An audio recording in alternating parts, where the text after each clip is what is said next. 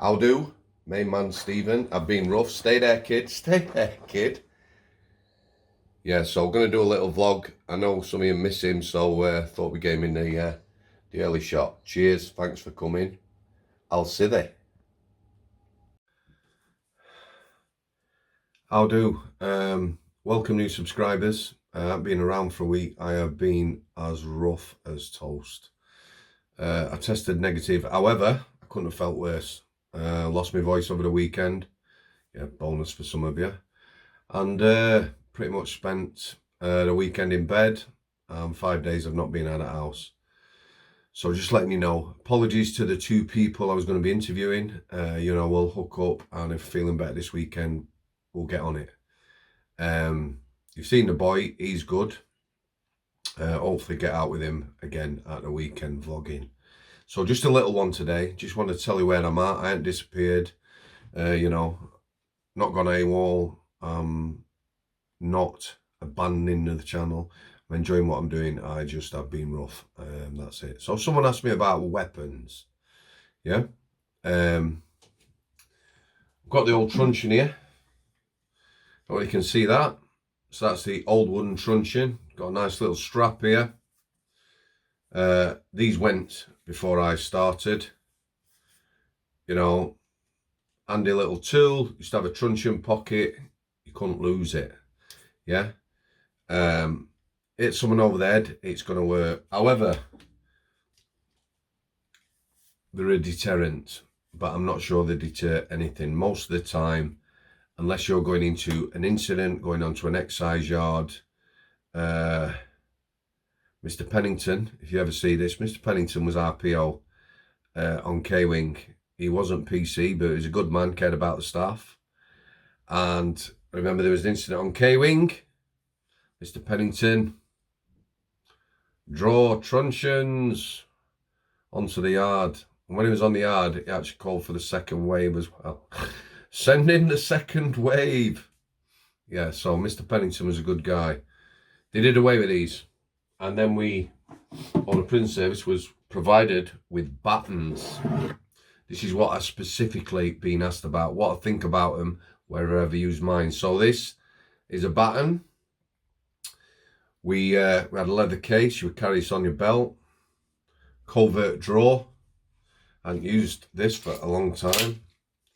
And there you go. This is next level to the wooden truncheon. Yeah? You give someone a crack on wrist, cross the knee with this, it's going to hurt and you're going to do damage. The problem with this is, the prison service being what it is, tight arse and everything to a budget, the amount of people that have drawn these, gone to hit somebody, or they've dropped it or lost it and they've ended up in prisoners' hands. The other thing is, like I say, this, if people are on a yard, someone's kicking off or whatever, you've got time to draw your batons, it is very intimidating. If I'm stood in front of you, you've got a weapon or whatever, I'm telling you to drop it. Yeah, handy tool, but again, the times they were used, they were chaos. There was an incident on C-Wing where a senior officer, about 6 staff are in a prison cell. Family-sized bathroom, 2 bunk beds, 2 prisoners fighting. That senior officer said, draw batons.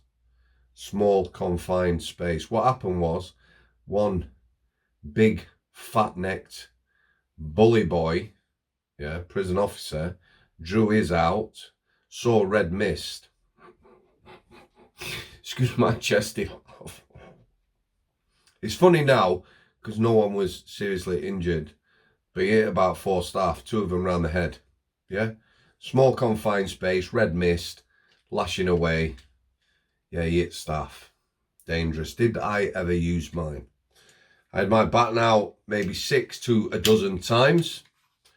I hit 2 people with it. They were both self-harming. One of them had quite a serious weapon and was threatening me. Literally, it was just a flick. Very bruised wrist. The other one, who was self-harming, we intervened. He had got 2 bladed weapons. It was preserved life. There was a chance he was going to bleed to death.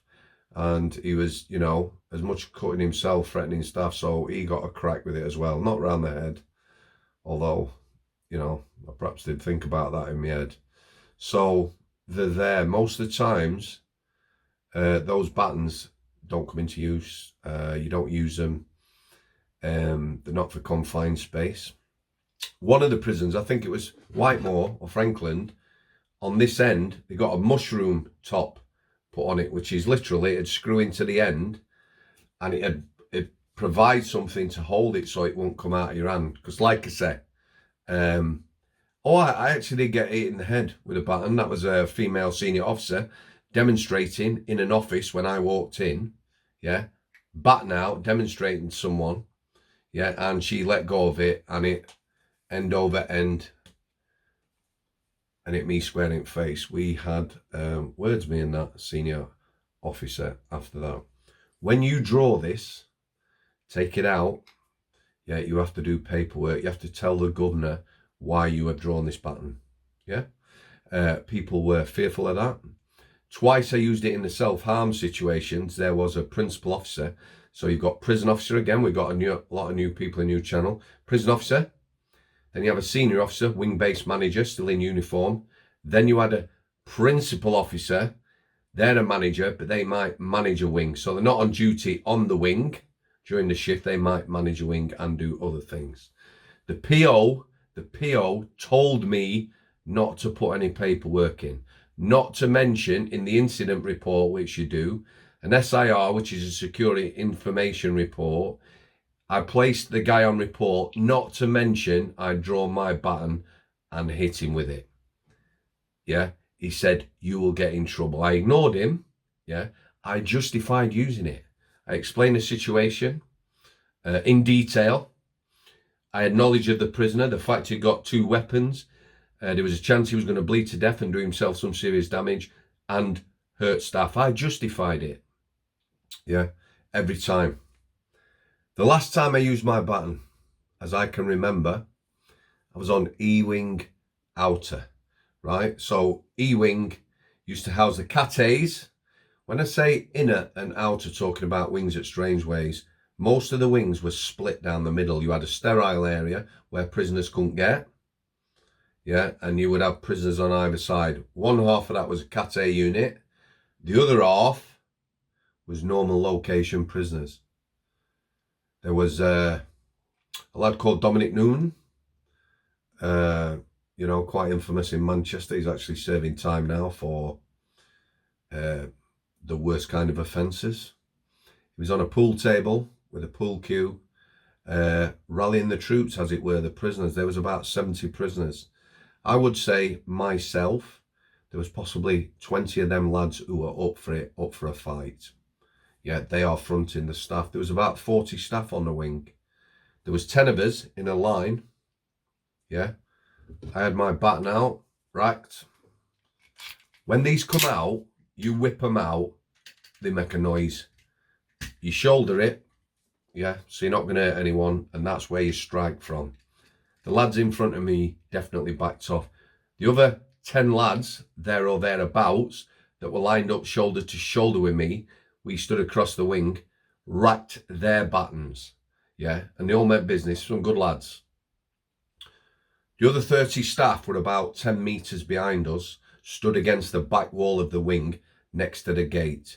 If it had kicked off, a proper kick-off, most of them staff would have left the wing. Yeah? Are they cowards? No, they're not. They weren't. They're just normal people. You know, you look around, your brothers, sisters, aunties, uncles, even grands and grand, they were normal people. That wasn't a normal situation. My backside were twitching. Like I say, it's fight or flight, adrenaline, or freeze. And that's important. So them staff were stood back. 30 staff stood back. 10 staff up for it. We had a couple of dogs on the wing. If it had been managed right, that job, they'd let them dog handlers to the front. There ain't no prisoner going against them dogs. I'm telling you, they are ruthless. So as it was, a bit of a Mexican standoff. There was some negotiation, and then it was diffused. So that's the prison baton. Now they also have parva, which is a lesser version of pepper spray. I've been asked what I think about that. Again, it's not a deterrent. Nobody's going to be scared of you because you've got a baton and parva. They might be okay to use in a situation, 2 prisoners fighting.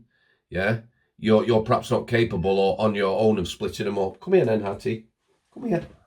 No, she's gone. Of splitting them up, something like that.